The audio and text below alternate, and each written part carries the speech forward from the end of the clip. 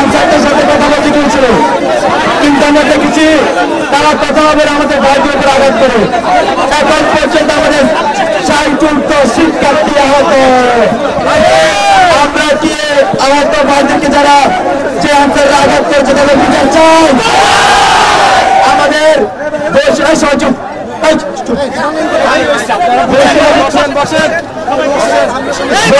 ছাত্রদের পক্ষ থেকে আমাদের 3টি দাবি।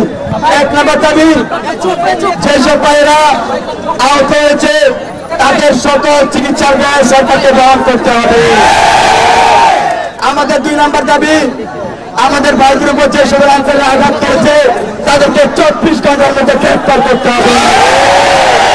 আমাদের 3 নম্বর দাবি এবং যেটা বিশেষ দাবি, এই ফ্যাসিলিটির দোষীরা এখন পর্যন্ত সচিবালয় থেকে রাষ্ট্রীয় যে সকল প্রশাসনিক অবস্থানে আছে তাদেরকে চিহ্নিত করে ক্লিন অপারেশন পরিচালনা করতে হবে। ক্লিন অপারেশনের মাধ্যমে এইসব ফ্যাসিলিটি দোষীদের ষড়যন্ত্রকারীদের অনতিবিলম্বে গ্রেপ্তার আওতায় তাদেরকে বিচারের সম্মুখীন করতে হবে। বন্ধুগণ, বৈষম্য বিরোধী ছাত্র আন্দোলন একটি 5ই আগস্ট দিয়েছে, একটি গণঅভ্যুত্থানের নেতৃত্ব দিয়েছে। এই বৈষম্য বিরোধী ছাত্র আন্দোলনের হাত ধরে আজকের যে অন্তর্বর্তীকালীন সরকার, সেই সরকারের প্রথম আহ্বান থাকবে। আপনারা কোনোভাবে ভয় পাবেন না, ছাত্র জনতা আপনাদের পাশে আছে। আপনারা শুধু জনবান্ধব কাজ করে যাবে। যদি আপনারা জনগণের ভাষার বাইরে কথা বলেন তাহলে কিন্তু আপনাদেরকে ছাড় দেওয়া হবে না। এর মাধ্যমে আমরা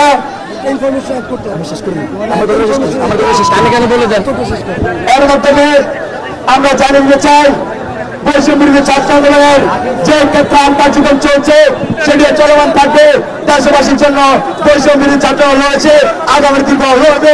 এই বলে আমি আমার বক্তব্য শেষ করছি। একটা ইনফরমেশন শুধু সাংবাদিক ভাইদের জন্য অ্যাড করি। দুপুরের দিকে আমরা আমাদের বৈষম্য বিরোধী ছাত্র আন্দোলনের পক্ষ থেকে আমাদের 2জন উপদেষ্টা, আমি এখন হাসতে 4জন মিলে আনসার বাহিনীতে আহ্বান জানাই একটি বৈঠকে। তারা 7 জনের প্রতিনিধি দল আমাদের উপদেষ্টা বৃন্দন সহ একটি বৈঠকে বসে। আমরা তাদের অধিকাংশ দাবি মেনে নেই। তাদেরকে বলি যে বাকি দাবিগুলো মানার জন্য কিছু সময় লাগবে। রাষ্ট্র স্থিতিশীল অবস্থায় আসলে, বন্যা পরিস্থিতির উন্নয়ন হলে আমরা বাকি দাবিগুলো কিভাবে দ্রুততম সময় বাস্তবায়ন করা যায় সেই পদক্ষেপ নিব। এরপর তারা যখন এই দাবিগুলোর কথা নিয়ে তাদের মাঝে ফিরে যায়, বাকি আনসারদের মধ্যে অল্প কিছু সদস্য সেটি না মেনে আবার তাদেরকে বিভিন্ন ভাবে তাদেরকে আন্দোলনের জন্য উৎসাহিত করতে থাকে। ওরা ছিল কুচক্রী। এরপরে আবার সন্ধ্যার দিকে আমরা 17 জনের আরেকটি দল নিয়ে উপদেষ্টা মন্ডল সহ বসি। তাদেরকেও আমরা একই কথা বলি, তারাও কনভিন্স হয়।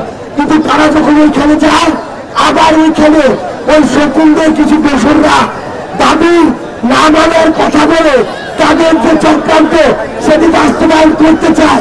এবং এভাবে যখন রাত 9টা থেকে 10টা বেজে যায়, তখন আমরা শকুনদের উদ্দেশ্য বুঝতে পারি। তারা সচিবালয়ে হামলা করার জন্য প্রস্তুতি নিতে শুরু করে। যখন আমাদের ভাইরা এক পাশে গিয়ে শান্তিপূর্ণভাবে দাঁড়ায়, তখন তারা প্রথম আমাদের ভাইদের রক্তাক্ত করেছিল। এরপরে আমাদের রাষ্ট্রের সবচেয়ে গুরুত্বপূর্ণ স্থাপনা সচিবালয়কে বাঁচানোর জন্য, আমাদের ভাইদের বাঁচানোর জন্য আমাদেরকে যেতে হয়। এবং আমরা সকলে মিলে ছাত্র জনতা ওই শকুনদেরকে প্রতিহত করেছি। যারা মিডিয়া কর্মী এসেছিলেন সকলের প্রতি ধন্যবাদ জানাচ্ছি। আর বিশেষভাবে ধন্যবাদ জানাচ্ছি জগন্নাথ বিশ্ববিদ্যালয় থেকে এবং প্রাইভেট বিশ্ববিদ্যালয়গুলো থেকে